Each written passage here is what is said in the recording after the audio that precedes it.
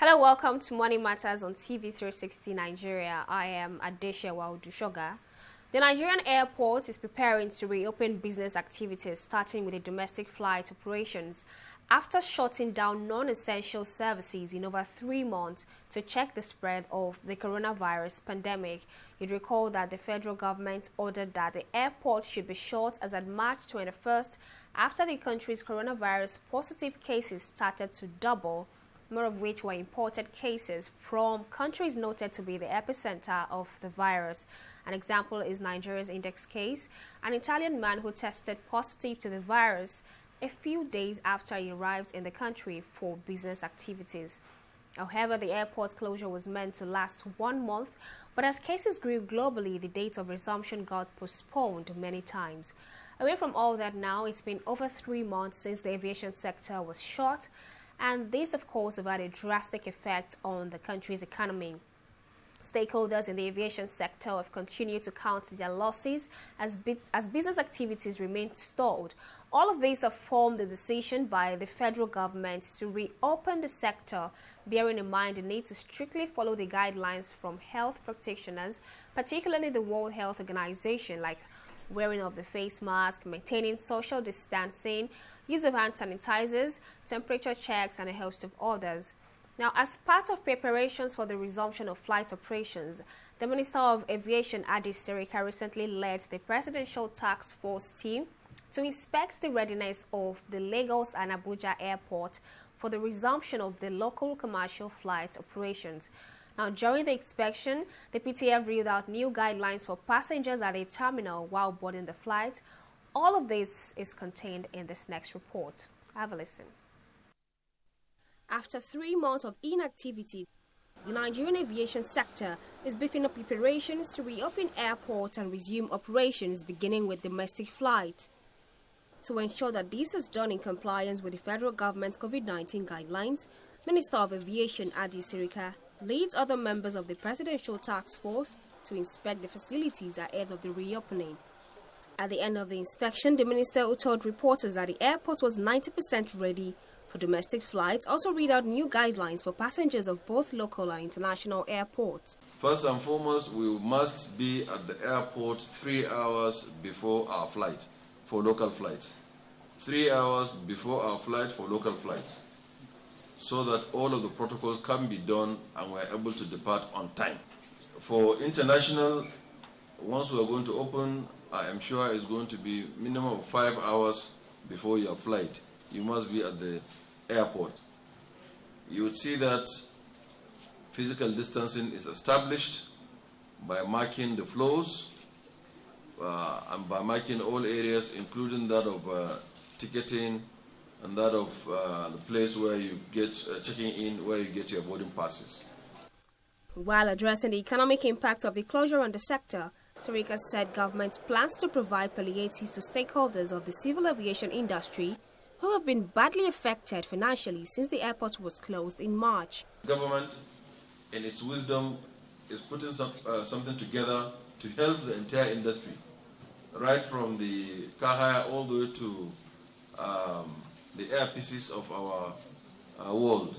So the owners of airlines and aircraft, down to travel agents, down to ground handling, all to food vendors and people doing businesses around our premises that have lost income. Other members of the Presidential Task Force present at the inspection commended the conduct of the staff at the airport, stressing that all passengers must take personal responsibility with the effective use of face masks and keeping physical distance. Just by looking at the way the security people at the airport and the people giving you tickets are behaving, you know that things have changed. And why have things changed? Things have changed because we have a disease that is killing people. And we have a responsibility for our own health. And he's to say that aviation has done spectacularly well. It now depends on Nigerians to be disciplined. Unless individuals take personal responsibility. For example, the toilets that, new toilets that we saw, is boldly written there that not more than 5. But don't be surprised that people can just rush in there, 10 of them, more than that. So we may have to put in place some kind of enforcement. As passengers wait patiently for the resumption of flight operations in Nigeria, which have been stalled for over 3 months, there is going to be a lot of unlearning and relearning of basic protocols, resulting from drastic changes in the operations, no thanks to the outbreak of COVID-19. Adesha Waldushoga, TV360, Lagos. Meanwhile, at a recent press briefing, the Presidential Task Force announced that the flight's resumption will begin with Abuja and Lagos airports, which is expected to reopen on July 8, 2020, while the Kano Port Harcourt, Owerri and Maiduguri will open on July 11, 2020. I'm happy to announce that the 2 airports involved that will start, Lagos and Abuja, have passed our tests and they've been approved for operations. Some of the airlines also have been approved to operate. So Lagos, Abuja, Kano are ready. Port Harcourt, Owerri are almost ready. They will be ready before they start. Kano got ready ahead of its starting time. But remember that we're beginning on Wednesday with Lagos and Abuja. So what we must ensure that we do, and what we are doing, is to enforce, to make by force for you to wear that your mask while you're seated. To ensure and enforce that you're wearing that your mask. So we put everything in place to ensure, because we have some cantankerous passengers worldwide, not peculiar to Nigeria, that want to use their phones when we say don't use phone, because they don't see the reason. Well, thank goodness, with COVID, you have seen the reason, because people die. So it will be very, very hard to ensure that you put your mask while you're seated. If you don't, we consider you as an unruly passenger. An unruly passenger is not allowed to board our aircraft.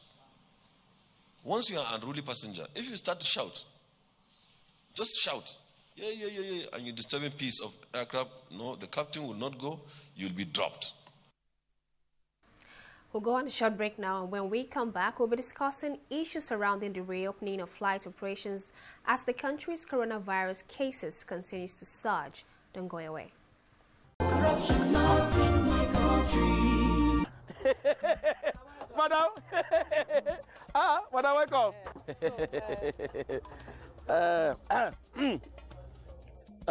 Okay, madam, no worry. When you deliver the balance, we'll give you the goods. No problem, no problem. All right, so now well done. Thank you. Hey, Oga, I still say she don't bring money. Maybe we'll use this one for her now. She wants mahogany, not white wood. Oga, our work now to join wood together, deliver whatever to customer. Put the remaining profit for pocket. Abba, this is corruption, not in my country. Corruption not in my country. Stop corruption now.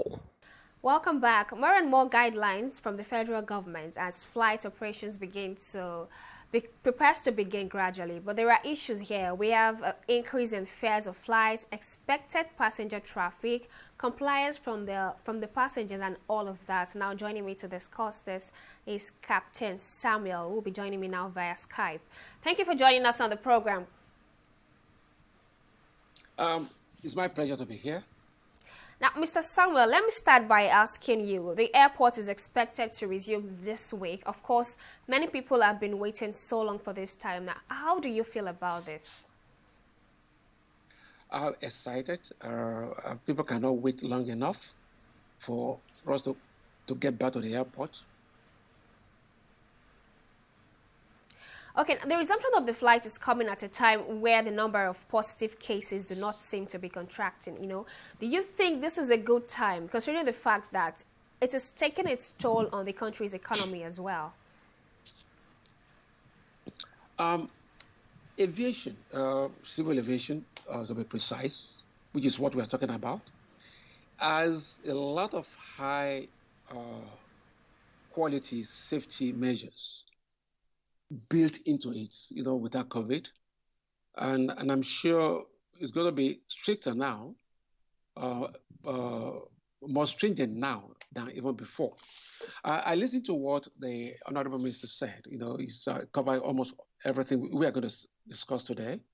But just to assure the general public that the moment you walk into the terminal building, because that is controlled, it's controlled all from that point to when you exit the terminal building at destination, you are going to be in a regime of strict control of safety.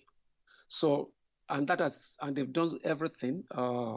They put everything in place, from what I understand, and it's even safer on the aeroplane itself, because on the aeroplane, the cabin air is filtered and circulated almost once every 2 minutes, and it's filtered through a system called the HEPA, which is a high efficiency particle air filter system. So that is going to remove a lot of impurities in the air, within the cabin. So it is the safest place to be, in the old chain, that's on the aeroplane. And from what I've seen, from the visit of the minister to the airport, adequate preparation have been made. I can say that because there are three categories, like we all know. There are those who are unaffected yet. There are those who are infected, and there are those who are asymptomatic, that is probably infected and nobody knows about. Definitely those who are infected probably will not get on board, because there are checks that have to be done before they get to the airport or at the airport. Now, the problem is going to be between those unaffected and the asymptomatic passengers. Now, but you follow the protocol as laid down by the aviation authorities. That will raise the level of protection, and it's going to be one of the highest anywhere in the world. That is what aviation is all about, at least civil aviation. All right. Also, flight operators have come to announce that there is going to be an increase in fares. For example, for Dana Air, on economy discount sold for $33,000 for a one-way Lagos to Abuja flight. Now, the economy flexible plan sold for $70,500. How would you react to this? It is unfortunate, just like every other thing, because aviation is highly regulated. So they cannot cut corners. There are certain maintenance requirements that must be done, whether an airplane flies or not. So, and there are some, and because of social distancing being required at this time, that means an aeroplane that is built to carry maybe about 150 passengers will be carrying something about 60 or less. And the cost of flying, that is the fuel itself. The airlines will not approach Shell or IG. Okay, today, we are carrying only 62 passengers, so let us pay X amount for fuel. So that one is fixed too. So to cover the cost, I'm sure that's what they are trying to spread around. I'm sure that double fare does not even cover the cost. That is why they are still asking for government intervention to bail them out. Now, let's talk about the waiting periods now. The PTF had announced that passengers of the domestic flights are expected to be at the airport 3 hours ahead, while international should resume 5 hours before the flight. And these have generated a lot of reactions from Nigerians.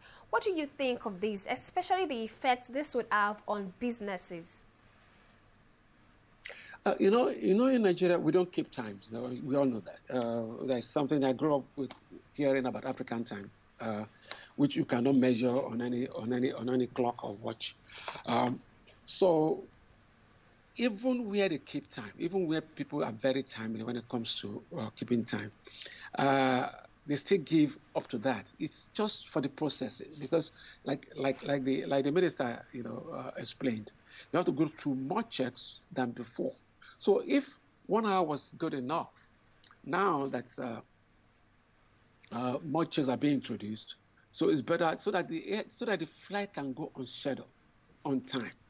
So that is why and you find out that most people, even if you tell them it's 10 hours, they still go late anyway. It doesn't matter. We have to, maybe this COVID-19 is going to teach us the sense to start keeping time. And there's nothing wrong with 3 hours. What are you doing at home? You're traveling for that day. Why don't you give yourself that day to travel and get ready for it? But what about businesses? You're talking about people who would have to travel interstate for business meetings and would want to get back the same day to continue business activities. No. You see, so many things will change. Cannot be business as before. We all know that. You may not be able to do that. So that means you have to take the first flight of the day. And to take the first flight, if it's at 7 o'clock, that means you have to get there at 4 o'clock. I don't think anybody would want to be on the road for that time.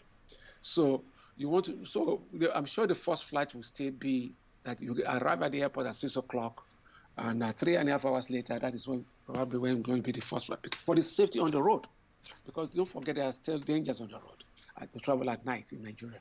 So give yourself that time. This is not the normal. These are not normal times. This is the new normal. So at least for some time. So we have to readjust. We have to readjust so that instead of going and coming back the same day, it means you may have to go and come back the next day. Or you take the first flight and take the last flight back home. What do you think about passenger traffic? Do you think we would experience passenger traffic like it is in the past? Because a lot of people are still skeptical about resuming. Yeah, well, the desire to travel will still be there. So a lot of people want to travel, those who can brave it initially.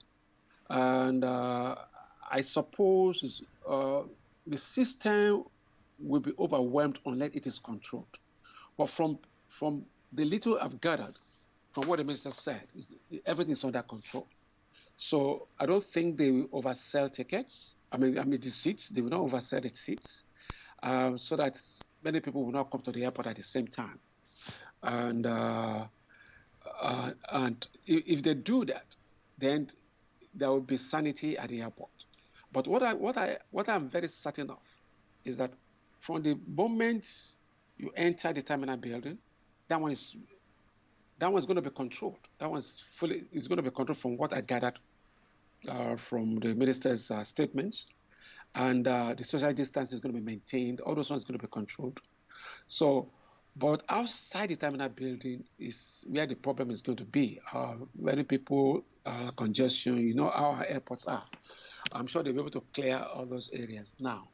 And the people themselves should be able to, should remember that this thing is very deadly. They have to observe all the protocols, even outside the terminal building. So I would advise passengers going in to be sure that they only get to the airport at the time they said they should get to the airport, so that they do not increase the traffic of human beings at the, outside the terminal building. But inside the terminal building, until they get out on the other side, I am very confident that one is going to be enforced. But what about the compliance now? We know the Nigerian factor. Talking about when the lockdown was first eased, we saw what happened at banks, at markets, even at bus stops. Do you think this is going to repeat itself at the airport now? That's exactly what I've said. I said from the moment you enter the terminal building, it's a controlled environment. You can be sure there will be compliance, 100% compliance. Anybody that does not comply will be thrown out, even before you board an aeroplane. And now I can see, madam, even before you board an aeroplane, Okay? But outside it, may be difficult to control. Okay, let's talk about the safety of the flight now. Oh, now, okay. Okay, go ahead. Yes. So I said, let's talk about the safety of the flight. The aircraft have been grounded for over 3 months now, inoperative. Will this cast any doubt in the minds of the passengers? That is what okay. Now let me lay the fears. I lay the fears of passengers, of traveling public. Civil aviation, unlike military aviation, civil aviation is highly regulated, including the safety of human beings and the equipment. Okay? So, and the funding for that regulatory body is by the passengers, is the 5% of their tickets. So the NCA, in our own case, it's called NCA, the Nigerian Civil Aviation Authority, is funded by the traveling public. So their allegiance is to the public. So all the questions you are asking me, all the questions the passengers will ask at the airport, are you sure this aeroplane is safe? Are you sure this aeroplane has been maintained? Has been asked by the Civil Aviation Authority. They have answered those. They have asked those questions and they've gotten answers for them, satisfactory answers for them before they issue the licenses. So the general public should be should be assured, right, that they are in a safe environment. Like I said, from the moment you enter the terminal building till when you board the aeroplane, is the safest part of the chain. All right, Captain, let me ask you now, the last question now. We've also seen that as part of its means to fill up for the deficit in the sector, the federal government is supporting the aviation sector with about 27 billion naira. But we have seen other African countries do better for their aviation sector. Do you think the government is doing enough?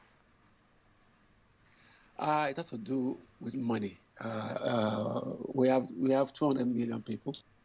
Aviation is not the only obligation that the government has. Our health, our roads, don't forget, they're not going to close all those ones because of aviation. We all know we have only one source of income, which is oil. We all know it's crashed. Okay, they got some loans. All right. So they're doing their best. That's good enough. 25 billion is a lot. They are going to.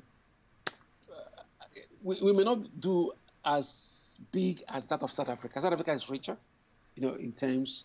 And don't forget, nobody pays tax here anyway. We are a lot of. So in those countries, people pay their taxes, both income and payroll. Here, payroll, even the payroll, I don't think the government gets it. Income, forget it, is zero. So, and that's a lot of money that should have been very useful now. It's like payback time. So those countries are enjoying now is because they've been paying, they've been contributing. We've not been contributing. We have the oil. Why not? Don't blame us. Yeah? God has given us oil, so we thought we shouldn't contribute. But now it's payback time. All right. So, Captain, thank you very much for speaking to us on Money Matters. You're welcome. It's nice to be here. And that's it on the program. Many thanks for joining us. I am Adesha Waldushoga. Bye for now.